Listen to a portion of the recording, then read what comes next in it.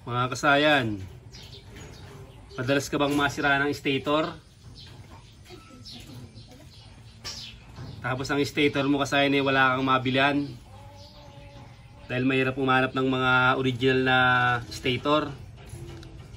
Sa video na ito mga kasayan, ituturo ko sa inyo kung paano mag-convert ng 4-pin CDI sa 5-pin at 6-pin CDI.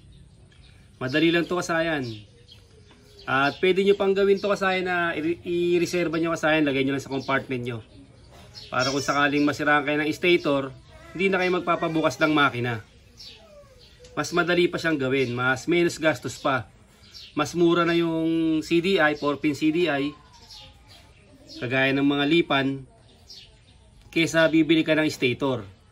Saka mas mahal din ang labor ng pag magpapalit ka ng stator, ng mga katulad yan ng mga stator. Ayan kasayan. Ito katulad to kasayan, 6-pin CDI ito kasayan. 6-pin niya. Pero parehas lang yung kasayan. Parehas lang ang pagkakabit yung ng 4-pin CDI niyan. Kasi dalawa lang yung niyan, yung ground. Ang kasayan, tutok mo kasayan.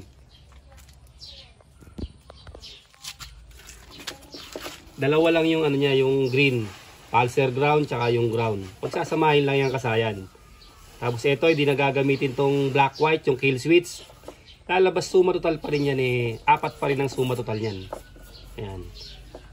Kasi mag-iisa na lang to, 1, 2, 3, 4. Apat pa rin ang magiging suma total.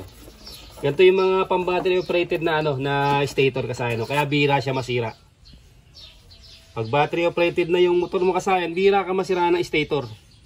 Kasi wala siyang primary coil. Wala siyang windings. Ayun ano siya lahat. Makakapal yung pinaka wire niya. Hindi katulad ng may primary coil. Ayan, yung mga nakabalot na yung primary coil yan. Ayun siya kasayan. Tulad din ito kasayan. Ayan, meron sila kasayan. Kaya pag nasiraan kanyang kasayan, ito na ang solusyon kasayan. Napakadali lang kasayan magpalit dito kasayan. Kasayan, tutok mo dito. Dito lang kayo pupunta kasayan. Napakadali lang nito. Tatanggalin nyo lang yung yung CDI. Ito yung pang primary type, 5-pin CDI. Tatanggalin nyo lang yung kasayan. Pagkatapos yung kasayan, siya kasayan 5-pin. Tutukan mo kasayan yung 5-pin niya. Ito ipapalit natin kasayan 4-pin CDI kasayan.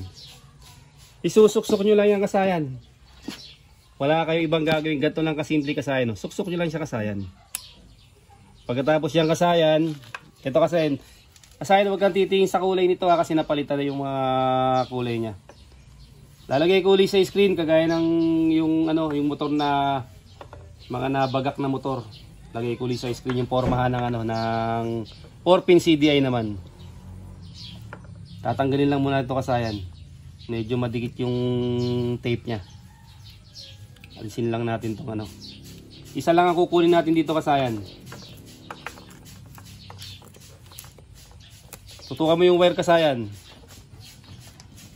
Ito sa Honda kasayan, ang kulay niyong kasayan ay black red. Black red siya kasayan, kahit sa mga China motor ganun, black red.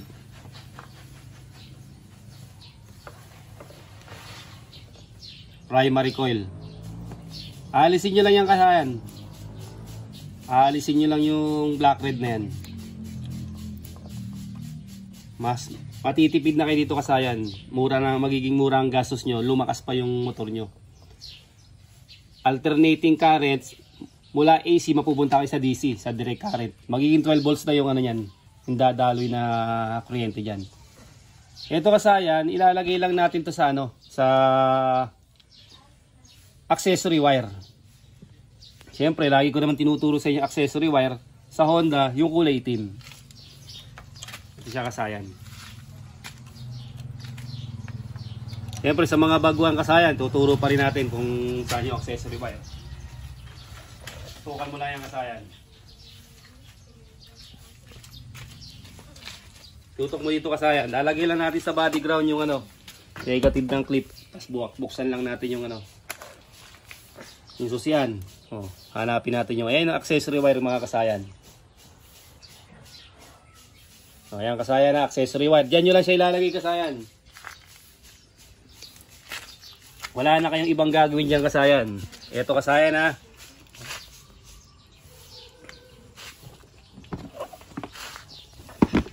Kukuha lang tayo ng lighter kasayan. May lighter natin kasayan ha. Ang kunat pa naman ng wire. Tukam to kasayan yung accessory wire. Walang mukhang lighter. Makunat kasi ito kasayan. Kaya baka mamaya maputol. Kailangan konti-konti lang. Ayan siya kasayan. Duduktungan lang natin ang wire kasayan yan. Maliit na wire lang ang kailangan kasayan. Para umabot lang siya sa siya kasayan. Sa pag nasiraan kayo ng stator kasayan, ganito lang gagawin nyo. At ang pinakamaganda pa nga niyan, kahit di pa nasisira stator nyo, magreserba na kayo ng 4-pin CDI. Lalo't primary type ang motor nyo. Dito siya nakalagay kasayan. Tapos ito kasayan, pupunta lang doon sa may ikot mo kasayan sa may kabila. Tutok mo sa CDI.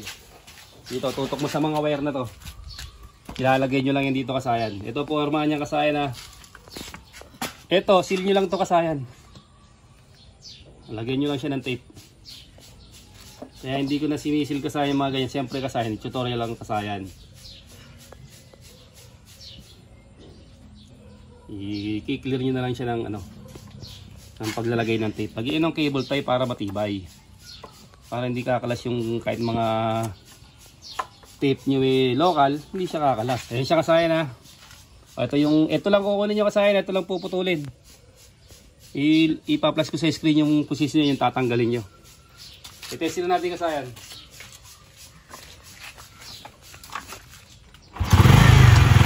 Ganun lang kadali kasayan mag-convert ng 4-pin CDI to 5-pin CDI. Ganun lang kadali. Mag-reserva kayo kasayan. Maluwag naman ang mga compartment nyo kasayan. Ilagay nyo lang sa okay na siya kasayan. Tutok mo lang kasayan sa CDI niya. Ganun lang kadali kasayan. Ganun lang siya kasayan ha. Kukunin nyo lang yung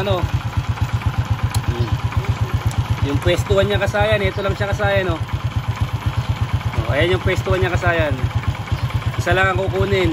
Sa may lang. Primary coil. Ito lang siya. Wala na kayong gagalawin kasayan. Tapos yung isang kasayan na kill switch, okay lang yung kasayan kahit hindi nyo na tanggalin niya kasi mapapatay nyo naman yung motor. Mapapatay nyo yung motor kaya wala na kayong gagalawin kundi isang wire lang kasayan. Yung primary coil. Ganun lang kasimple kasayan. Turo ko lang sa inyo sa may 6-pin kasayan ha. Ito yung 6-pin kasayan. Ito siya kasayan ha. Basta pagsamahin nyo lang yung yung dalawang green. Tapos etong kill switch wala na to. Hindi nyo na kailangan yan. I-wire yan. Etong tatlo na ito hindi na to isasama sa pag-wire. Kahit putulin yan o tape nyo na ganyan, okay lang. Ito pagsamahin nyo lang yung dalawang green. Ang suma total 4 pa rin yan. 4 wires, 4 pin pa rin yan, 4 wires. Ayan. Ganyan lang siya kasayan ha. Hindi nyo na kailangan pang bumili ng stator o maghanap ng original.